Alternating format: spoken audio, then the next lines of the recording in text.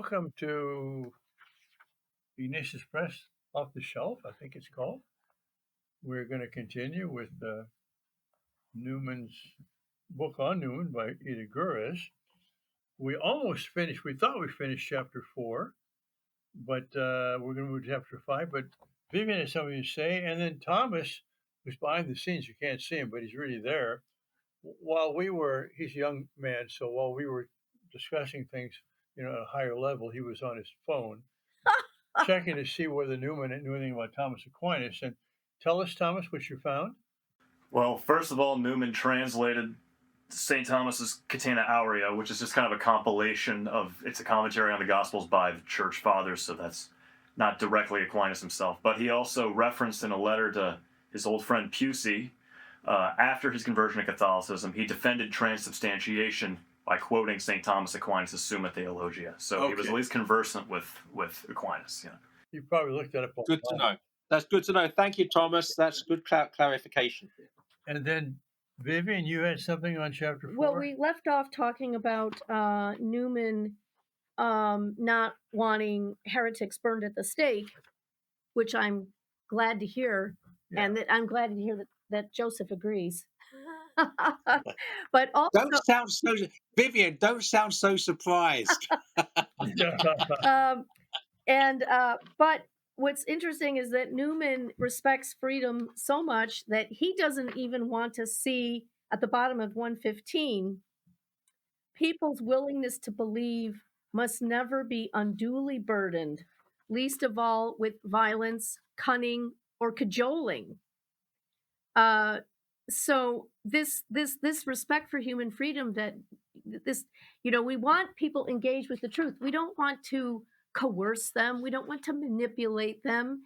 We want to win them over with the truth and with our charity at the same time, not use tactics. And Joseph said this is going to open a can of worms if I open this subject, but on 116, just right here where he says that the advocacy of secular power of the papacy as an obligation of faith, Newman was against that. And whatever the context for this going on in England might be, I think one of the reasons for this is precisely because the power of the state is, in fact, the threat of force. That is how the state, any laws that the state passes, it enforces with the threat of force. That's how the state works. That's how government works. That's how law and order works. But when it comes to calling forth faith, if you use those kinds of measures, you are actually working contrary to the deep inner freedom that God has given man. And that's, I think, what Newman is talking about. Okay. Well, yeah, it is. There is a problem there because the church administers excommunication, and I think it's right to do so on certain occasions. Wait. I'm talking about the threat of force, as in flogging, burning, executing, imprisoning, fining, excommunication. I don't put that at all in the category of the threat of violent force. Okay, I didn't realize you were talking about violent force. I thought you were talking about, should we say, coercion. Well, I would even say that excommunication is not a form of coercion. Exactly. It's actually validating. Here's the person who has put himself outside of communion with the church, and the church simply validating your choice. Yeah, you're not part of this community. It's not coercive. It's not meant to be coercive. It's meant to be just an affirmation of what's real. Well, although, St. Paul does talk about delivering someone to Satan, which he meant excommunication. The idea being the community is so important to your life and your flourishing, and you now are rejecting what we teach. You're not part of it. So we're going to say, you're no longer part of this community, and we hope that leads you to realize that you're going to suffer, loneliness and whatever else if you don't come back and come to your senses. Yeah, again, I'm completely in agreement that the church has never taught that forced conversions are good, and when that has happened in church history, that pagans or heretics have been forced into conversion, that is something which obviously makes us cringe, and it should. Yes. So I agree with you. I have no problem at all if you're talking about physical coercion, physical threats, physical violence. But obviously there is a law, and the law does need to be maintained and administered and enforced. So if you talk about the force of law as opposed to physical and other sort of force, then that was my quibble. But if you're not talking about that, there is no quibble. Okay, good. Okay, but now, I mean, not to adopt the position, but to say, to make it clear that what we talked about on page 114 at the top there is for Newman another aspect on this, where he says, in the Arians of the 4th century, Newman juxtaposed heretics and leaders of heretical groups, the main teachers of heresy, and said, quote, the latter, leaders of heretical groups, should meet with no mercy. He assumes the office of the tempter, and so far forth as the error goes, must be dealt with by the competent authority as if he were embodied evil. To spare him is a false and dangerous pity. It is to endanger the souls of thousands. It is uncharitable towards himself. Now, this was one of the ideas in the Middle Ages, that if you really believe that heresy is more dangerous to you than death, physical death, than a murder, a heretic is worse than a murder, because a heretic can destroy your soul. And therefore, Yeah. what do we do to But then, murderers, but then, Father, when I highlight this passage, and when I was going to read it, it's also what he says afterwards, because he returns, he quotes that passage verbatim in his Apologia. Yes. So next paragraph. Sure enough, in his Apologia, Newman quotes that passage and then adds this point. I cannot deny that this is a very fierce passage, but Arius was banished, not burned. And it is only fair to myself to say that neither at this nor any other time of my life, not even when I was fiercest, could I have even cut off a Puritan's ears. And I think the sight of a Spanish auto de fe would have been the death of me. That's true. So I think but that, yeah. I like Hammer. I don't want to be in a slaughterhouse either. I mean, I'm not. Again, I'm not promoting the auto de fe or the burning of heretics, whatever.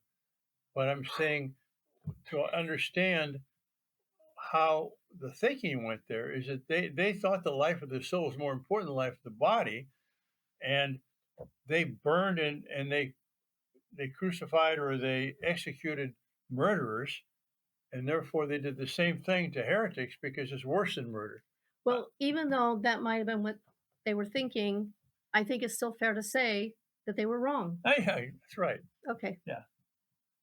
But Well, it's not. also fair to say that I wish recent discussion. I wish that we had as much realization of the fact that spiritual harm is worse than bodily harm than they did. Yes, it's true. Without coming to the conclusion, we have to start cutting people's fingers off or whatever. Right. Yeah, Because I agree completely. And I'm teaching a course at Rosary College at the moment on Shakespeare, and we're looking at Hamlet.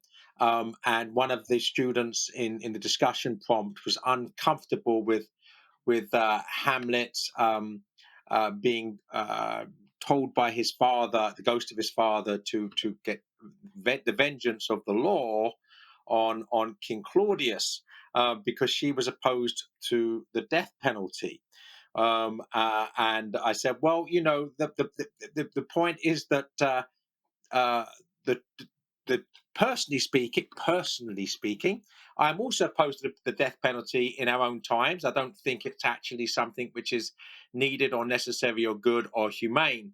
But the point is, the church does give a very solid philosophical defense of why there is a right for the law to give the punishment of death for certain offences. So the fact that we might find in 21st century America we don't think the death penalty is appropriate does not negate the logic of the position that the death penalty is licit legally and logically and theologically. right.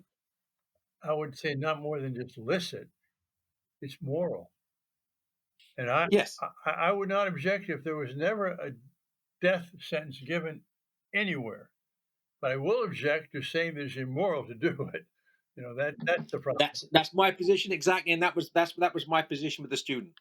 Provided the fellow's guilty.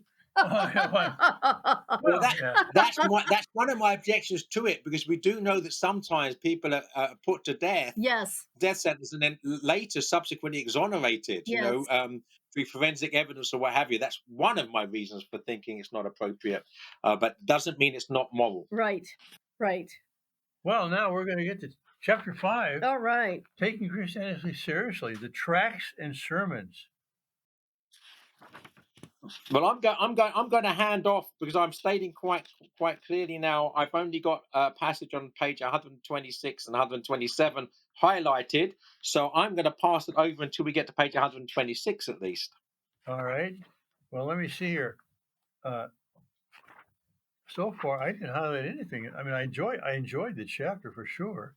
Well, here's Yeah, I didn't see anything I particularly wanted to converse about. Not that it's not good. I just nothing I particularly want to comment upon. well, That's all. I have a question because it comes up in this chapter. And Joseph, you know more about Newman than I do. Maybe you know. The author talks about how there was this Calvinist preacher when Newman was quite young. He kind of came under the influence of this man in his thinking. And that had something to do actually with Newman's sort of first conversion to the reality of God and so on.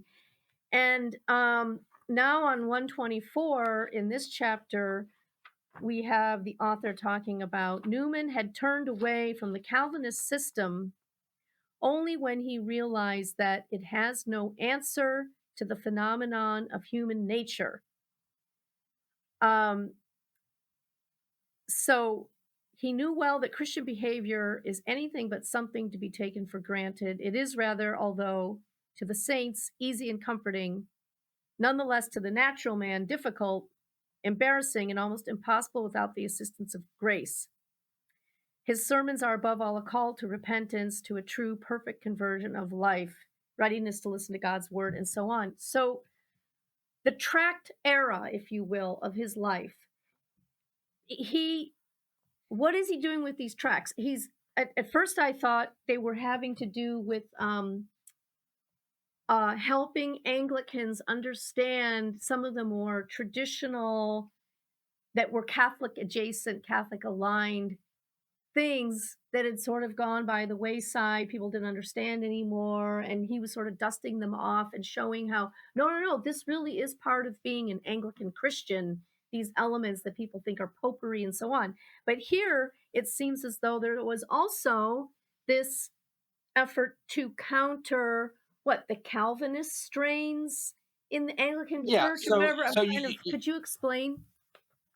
Yeah, well, yeah. Basically, so his first conversion, if you like, was to Low Church, so Calvinism. So the Anglican Church, you have the High Church, which is sort of pseudo-Catholic, and the Low Church, which is Calvinistic. So he began as a Low Church Protestant with a Calvinist theology, but I think that he became uneasy, first of all, with Calvinistic anthropology before necessarily querying the theology, and then he went from that upwards, if you like, towards this sort of Catholic understanding of what the Anglican Church was, and the Tractarian movement for him and Pusey and Keble were ways of, if you like, trying to bring the sacramental back into the Catholic understanding of the Church. Well, given that's my understanding of it. Okay, Anyway, so I'm not. that I'm helps. not That myself helps a Newman expert. explain it. So his distaste for Calvinism. I mean, given the man's incredible respect for human freedom, you just said it might have been more anthropology first than theology. How could you remain a Calvinist when it denies free will? But Yeah. Anyway. And sometimes conversions are reactions. So in other words, that he believed this Low Church theology when he was a young man, and then when he reacted against it, was, I don't want to say an overreaction, but he reacted against it viscerally, and then wanted to say, no, that's wrong, and those aspects of the Anglican Church that are subscribing to Calvinism are wrong. So therefore, that this becomes his crusade, if you like, to set right what the Anglican Church is according to his understanding. In other words, sacramental and Catholic. Got it. Joseph? Yeah, so I want to just read this paragraph, if I may, before the long quote from Newman, which I don't want to read. This is Ida Frederica Görres. So the bottom paragraph on page 126. Obviously, this is playing to my strengths as regards literature. Walter Scott's historical novels had created a strong wave of romantic enthusiasm for the Middle Ages. The fad of neo-Gothic buildings filled the country with artificial knightly castles and churches, the fantastic creations of Ewell and Pugin. Many were likely to put the new religious excitement emanating from Oxford in the same category and see nothing more than the echo of Romanticism in the suddenly awakened advocacy for the stylistically appropriate restoration of old village churches, for altar candles, liturgical vestments, stained glass windows, and monastic tradition's spiritual realm, an understandable pushback against the long predominance of Puritan coldness and sobriety.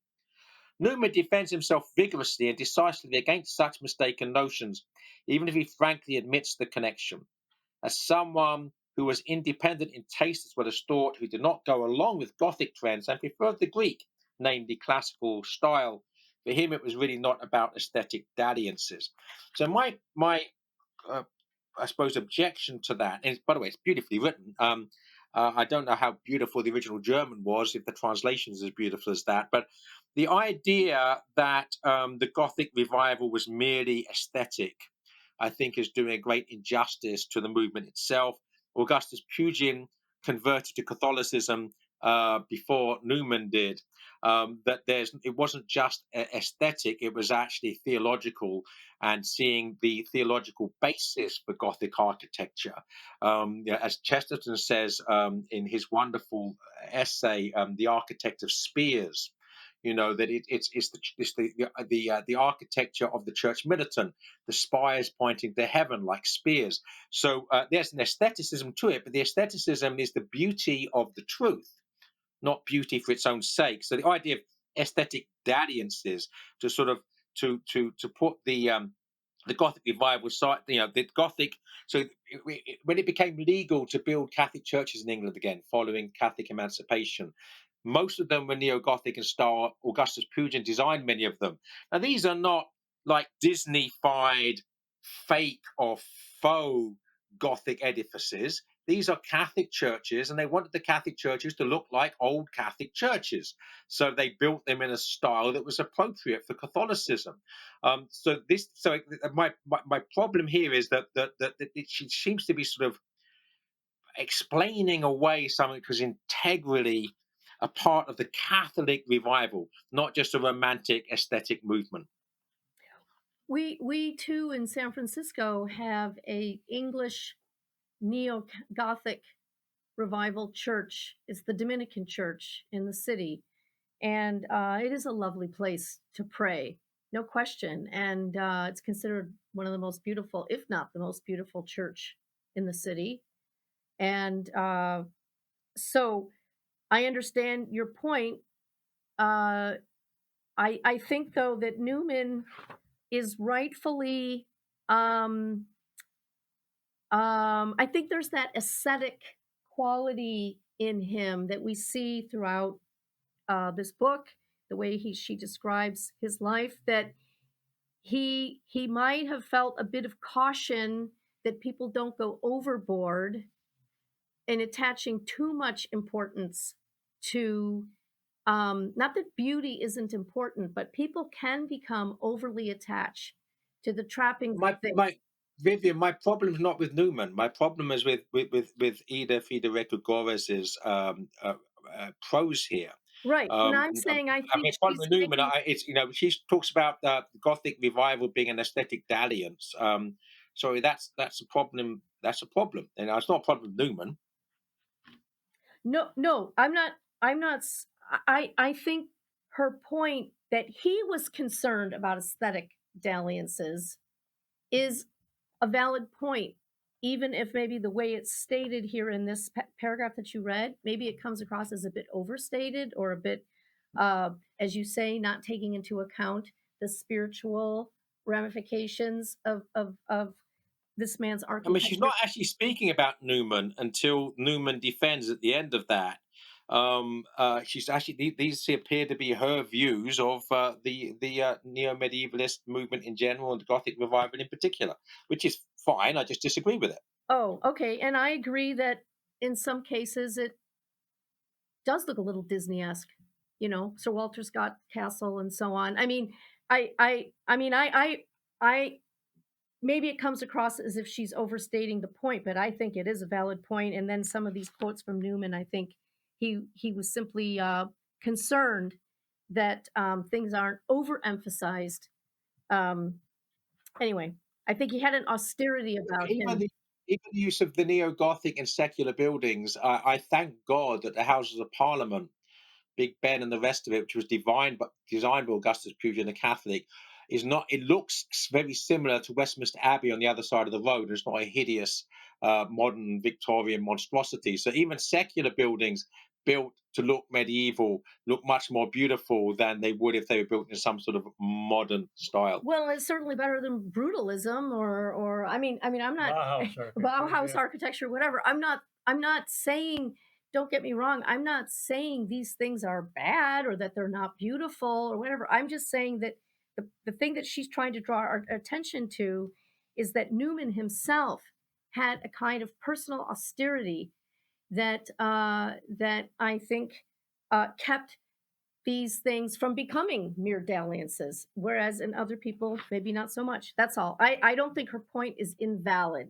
but Well, this may be contra Newman, but I am thinking about traveling to Europe after being in the United States for many, many years and seeing the Romanesque churches and falling in love with them. And seeing the Gothic Baroque, I didn't like as much. But I can see how someone or a group of people or a whole nation could say, we we experience something more spiritual, more beautiful, more powerful in this without thinking about the theology. But the fact is, the theology is in the thing, you know, Yeah. and therefore, No, I mean, and it's not an either or. Obviously, the Romanesque yeah, is absolutely beautiful, but the point is, the Romanesque is not part of English history.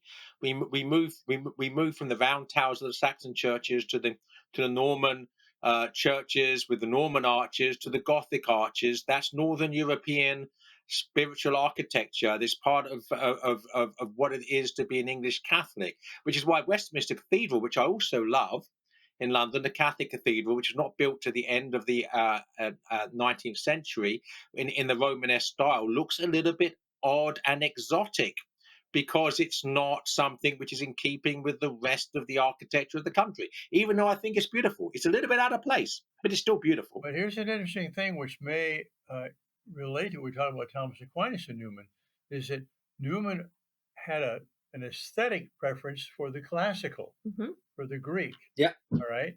And so I can see that also as a preference for the fathers of the church Yes. and the early theological Mm. constructions they made, and less enthusiasm for Gothic cathedrals and, these very carefully organized summa, you know.